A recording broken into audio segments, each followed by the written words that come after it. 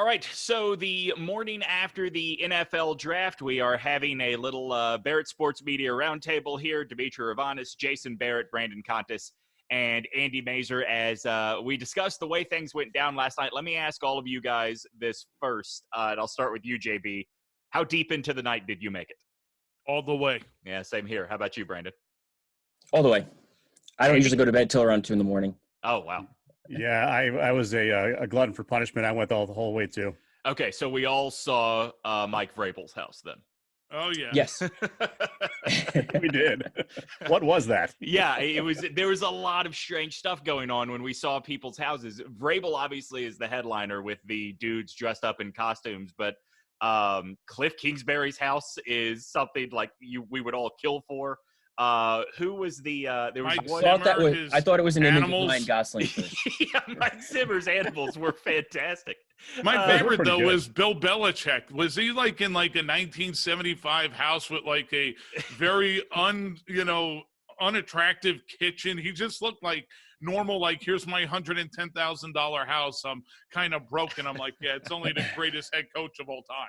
Yeah, I like Tua's house. I like Tua's house because it looked like a ski lodge in the middle of Alabama. Yeah, would you have believed, like you would have easily believed he was living in a house in Hawaii and that was all made out of coconut wood? It was, yes, a lot of rich mahogany into his house. I gotta give credit to one guy.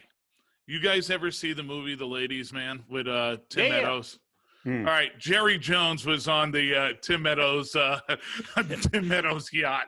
All right, so let's get into the way this was presented last night. I thought it was weird.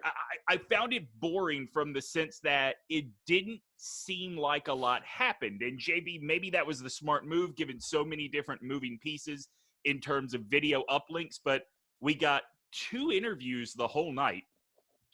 Really, this was a lot of cut to Roger Goodell reading a name, cut to Trey Wingo sort of shepherding a roundtable of NFL Network talent, and that was about the entire broadcast for 4 hours. I'll say this. First of all, credit to ESPN, ABC, and NFL Network. They did a fantastic job. You look at the technical stuff they had to deal with last night. This hasn't been done like this. And if the worst thing I can say is that Louis Riddick's delay is longer than a few other analysts, that's pretty good. Yeah.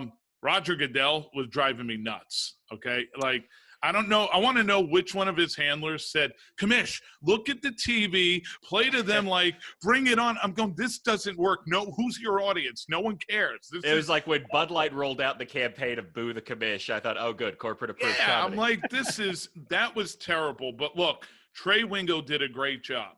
So did Reese Davis on ABC. I went back and forth just to see how they were doing it. I thought technically, whether it was Lee Fitting with ABC, whether it was Seth Markman with ESPN, those guys did a tremendous job.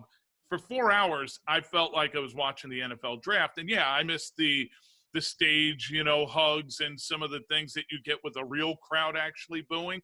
But if that's what we're looking at for the next year or two, I could live with that. Yeah, it felt like a big event to me. And going into it, I was concerned about there being issues with the technology aspect of it. Coming out of it, I had more issues with the decision making because I thought there were too many analysts. I thought they made Trey Wingo's job harder than it had to be. There was way too much Roger Goodell. I agree with that. I thought for Roger Goodell, for considering the lack of personality he has, they treated him as somebody that has so much tremendous personality. And Right. there were a couple of times that he fell on his face. But overall, I thought the fact that it felt like a big event, like you said, I could certainly watch that again. I would have no problem if they did it again next year. I would cut down the analysts. And also, I was expecting there to be more interviews. I don't know if maybe that's just the fact that they're in an uncontrolled environment. So like normally at the draft, they walk up on the stage, they come off, they say, okay, now you do your interview here. But when you're there with your family, you don't know if they're going to come right back to the camera for an interview. And you might not go back to somebody that was just picked 3 or 4 picks ago. Andy, before you answer, let me ask you this. JB said that he would be okay if this was what we were dealing with for the next year or two. Could you foresee the way last night ran? Could you foresee this in some way being a window into the future of the way the NFL draft is presented? I really hope not. I mean, I mean, it's one of those kind of things where under the circumstances, you really couldn't do anything else. You wanted to have Mhm. some sense of normalcy, but if for those of us that have watched the draft continuously for many, many years, it was just weird because Yeah. there was no crowd noise. Mhm. I don't know what the heck was going on with that fan window behind Roger Goodell. It was spooky, and he kept showing the cards to them. I mean, like, what are they going to do? I mean, I that's know. just kind of ridiculous.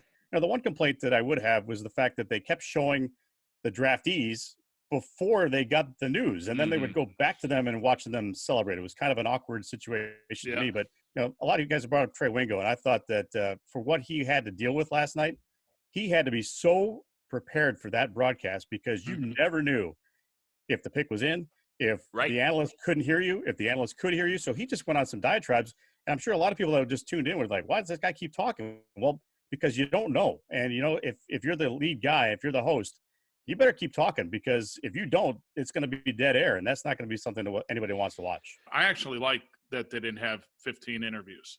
I don't know what we get out of them.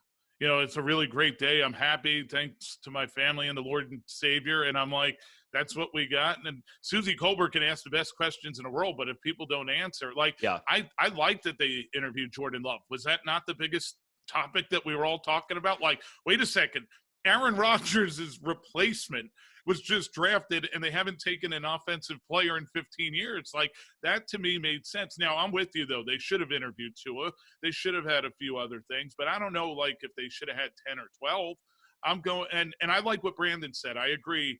I did think they had too many analysts, but I thought Daniel Jeremiah was great. I love Kurt Warner. I thought Riddick, when you can get to him, the one thing that was driving me nuts, and we've all been around the business, so this is what I was literally, Demetri, your wife, last night yelling at the TV. First of all, it should not take you 25 minutes to make the first pick. Yeah. That was terrible. That Awful. was ridiculous. Yeah.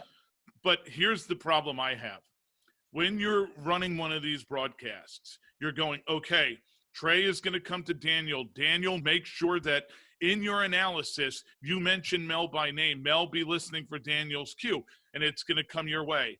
And I heard that happen in the first 30 to 40 minutes at least 3 times where the next analyst wasn't ready. And Yeah. Trey then, look, you're already dealing at a disadvantage technically with going, hey, is this thing going to glitch? Are we going to lose signal? And if you don't listen for the cue, or if you can't hear, I don't know what's going on in their heads, but there were 3 or 4 times in that first 30, 40 minutes, and it happened a few times later. It always seemed to happen with Riddick, who was probably on a different delay. But once they got going, they were good, and I knew there would be some of that. But overall, look, man, if that's the worst stuff we can come up with, I love the fact that we're even able to have this conversation because it was overall a pretty good night. And the star of the night, it's got to be Papa Becton. Come on. How great. That is a mountain I'm of a sorry, human being, I'm is it sorry. not? That, first of all, he can play, but the other one was Papa Kenlaw, who fell off the couch. I mean, the 2 Papas to me were like the highlight of entertainment last night.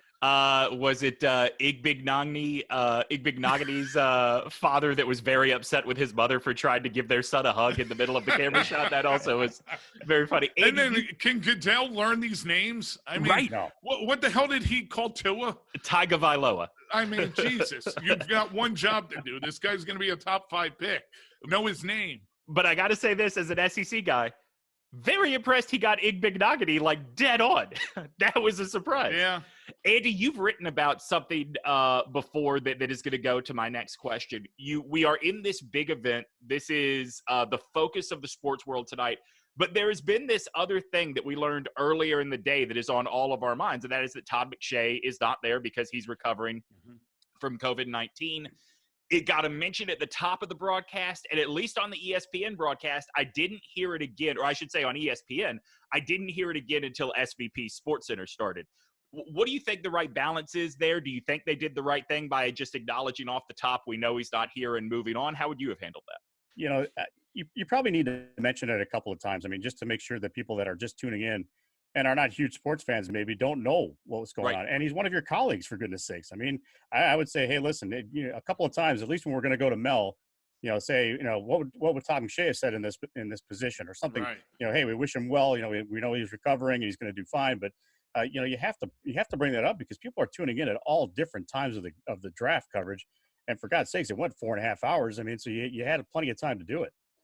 Yeah. Brandon, along those lines with the Todd McShay mentions, would you expect that probably Friday and Saturday, since those are the days that traditionally McShay is on the dais, do you think we get more of that today and tomorrow? I would have expected more of it yesterday as well. So if they didn't do a lot of it yesterday, I'm not sure that they're going to put a focus on it today and tomorrow. And especially with considering the amount of time that they spent at the top of the draft at the first half hour, giving out well wishes and with COVID-19 related content and videos and things like that. They spent 25 minutes on it. You would have thought that there could certainly be in and out of a break mention for Todd McShay more than the couple times that they did. The only thing that came to my mind about that, sorry to interrupt you there. No problem. Is the fact that maybe McShay's family just said, hey, listen, mention it once and we don't want to talk about it again. And that could have been a fact too. Yeah, it very well could have been. Jason, one thing that I had forgotten going into the draft that really does happen every year, and I just wonder what your thought about it is from a programming standpoint. I forgot how often in the NFL draft things sort of not come to a stop, but the broadcast at least moves completely away from football for these vignettes. You saw the military group out of Tampa that was focused on in Qatar. I think, Brandon, you mentioned the COVID-19, the salutes to healthcare workers. I counted 3 last night. What do you think about those from a programming standpoint, Jason? Is it we have all of this time between picks to fill, let's make it as interesting as possible, or does it feel like, to me, like this isn't what people are coming here for? Let's keep it football analysis. I lean that way. Listen, I'm okay with if you want to say, hey, we're going to do one thing to honor the healthcare workers, we're going to do one thing to acknowledge the military, and we're going to do the kid with cancer, which Fletcher was awesome from the Cleveland Browns, right? Fine, you got those 3, but we just talked before that you hardly heard from any of the picks that were actually drafted last night. And you could make a case that the vignettes that were produced for those things got more attention than the guys who were actually drafted. So I'm with you. I think sometimes these things get overproduced. There was one other thing that I thought was really interesting last night, and I want to get each of your opinions on this. Demetri, first, for you, did you like that the NFL draft had all these overly emotional stories? I mean, I could have sworn that at least 10 players had dads die last night. Now, some of it was great. Like when I saw Cesar Ruiz's face and the emotion he had on his, from that moment, and I'm like, this is a great, heartwarming story. But, I don't know, like as I'm watching it, I'm going, wow, that's really tragic. Wow, that's really tragic. Is everybody got dead parents? This is terrible. Like this is the greatest moment of this kid's life. And you got to remind them, oh, by the way, as you get ready for this great career, your dad is looking down on you because he was lost 12 years ago. And I'm like, I get it. We're trying to humanize these guys, but man, it felt a little over the top to me. No, look, it made me think about a couple of things. First of all, working down in Columbia, South Carolina, we've been on the Javon Kinlaw story for a long time. And for those that don't know, this is a kid that didn't live in a house with running water until he got to college. So the grief porn of the NFL draft has been at the top of my mind throughout this whole process. The other thing is going back to how this relates, Jason, to the lack of interviews. This is what we were missing with Dion. Like Dion's whole thing every year is, can I get this guy to cry? And it did sort of feel like we are trying to figure out any way possible to get this to happen. And Susie's good at that. Brandon, what do you think? They also probably recognize that there's the opportunity to have a lot more casual fans watching because there is so much less content on TV right now, because there was so much hype for the draft. So I think they kind of bought into a lot of those stories just to, make it a little bit more of a 10 o'clock news feel and keep the casual fan that's not really locked in on college football and locked in on what picks are being drafted where. That's interesting, Andy. Before you jump in here, I'll just point out, right in the middle of that was when Noah Igbenogany got picked, and his parents were both Olympians. And it's funny, I didn't put my finger on it being the human interest story, but I did say to a buddy I was watching with, this kind of has an Olympic-y broadcast sort of feel. And yeah, that's probably it. It is the human interest story to draw in the casual fan. Yeah, they tried to balance it obviously with some feel goods and some tear jerkers, but it was kind of a thing to me. It kind of felt like they were trying to feel their way through this whole thing because it is so different and it's so new Right. that there weren't those extra things that you could go to. You couldn't go to Dion. You couldn't go to anybody else at that point. So you have to bring something to the table. And I think, as Brandon said, it's kind of a human interest thing where you feel like you're watching the news broadcast where you're getting at least some information, be it good or bad, tragic or euphoric, about these picks. So I think if they had to do it all over again, especially under the circumstances that we're dealing with here with COVID-19, that maybe some of those tearjerker stories wouldn't have been as prevalent, I guess, as the other type of stories. But this was such a crapshoot. I mean, this was kind of a thing where you had to roll the dice and say, okay, hopefully everything technically works. Hopefully we get everybody on the same page, and let's just get through this kind of thing. It seemed like. All right, that's where we will pause it for today. I guess we're all definitely looking forward to see what they do over the next 2 rounds, but I think I speak for all of us when I say they've done a great job. I would like for it to get back to what we know and love this time next year, though, for sure. Yep, no doubt.